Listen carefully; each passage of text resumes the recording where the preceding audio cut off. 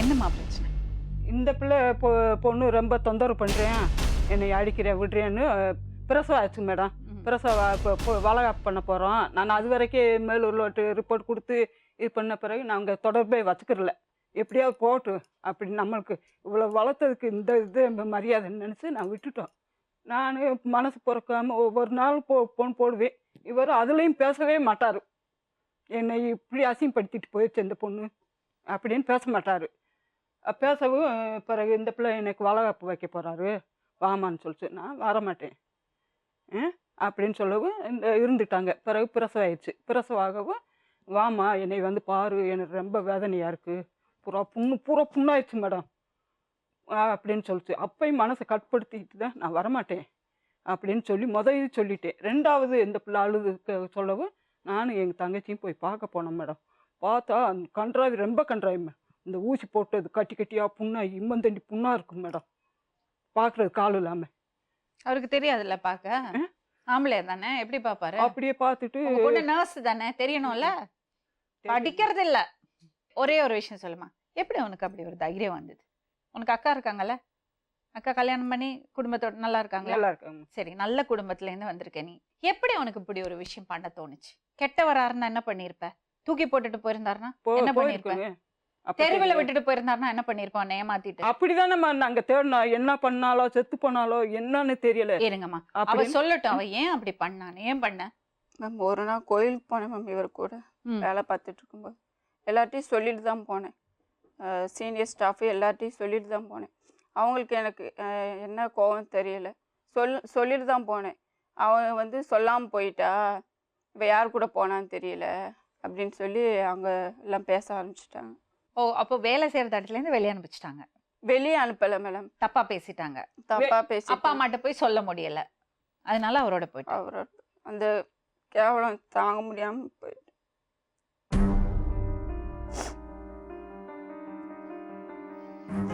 சரி, இப்போ உண்மையை சொல்ல அஸ்வினி, தப்பான பையனா அவரை? மனசாட்சி தொட்டு சொல்லணும். இதை பாரு, உங்க அப்பா அம்மா இருக்கட்டும், யாரா இருக்கட்டும், நாங்க எல்லாரும் வந்து வெளியில இருந்து உனக்கு அட்வைஸ் தான் பண்ண முடியும். நீ சொல்றத வச்சுதான் அந்த பையன் இந்த மாதிரி பையன்னு நம்ம முடிவு பண்ண முடியும். எனக்கு தெரிஞ்ச வரைக்கும் 10 மாசம் நீ மாசமா இருக்கும்போது அந்த பையன் உன்னை பார்த்துருக்கான்.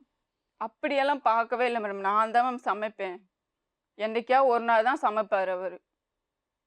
உடனே தினமும் ஹோட்டல்ல வாங்கி கொடுத்தேன். தினமும் நான் தான் சமைச்சேன்னா என்ன நியாயம் மேடம்?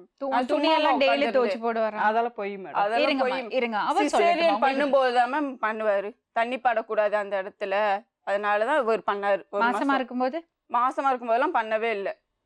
நம்பர் தரேன், நீங்க பக்கத்து வீட்டுக்காரங்கள்ட்ட பேசுங்க. அப்ப இவர் ரொம்ப மோசமானவர், கெட்டவர்.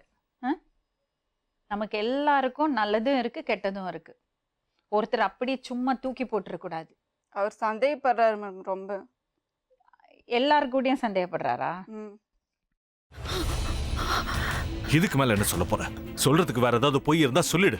அவதான் ஏமாத்தி எல்லாத்தையும் என்கிட்ட இருந்து பறிச்சிட்டான்னு பார்த்தா நீயும் இப்ப அதே தான் பண்ணிருக்க. ஏன் ஆலியா, ஏன் இப்படி பண்ண? இந்த உலகத்துல பாட்டிக்கு அப்புறம் நான் யார் மேலேயாவது உயிரையே வச்சிருக்கேன்னா அது ஊ மேலதான் உனக்கு தெரியாதா? ஏன் இப்படி பண்ண ஆலியா? உனக்கு காசு பணம் அவ்வளவு முக்கியமா போயிடுச்சு. அதுக்காக நம்ம உறவை கூட மறந்துடுவியா?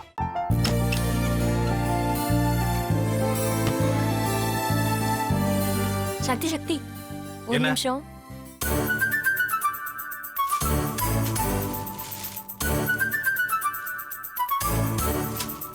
இந்தாங்க. என்ன இது? உங்களுக்கு பிடிச்ச பிராண்ட் செப்பல். இது என்ன, நான் தலையில வச்சுட்டு தூங்கணுமா? சரி, அதை விடுங்க. இங்க பாத்தீங்களா, டைம் பீஸ். இதோட அலாரம்க்கு தான் நீங்க டெய்லி எந்திரிக்கணும். அதெல்லாம் என் மொபைல்ல இருக்கு. முத்து,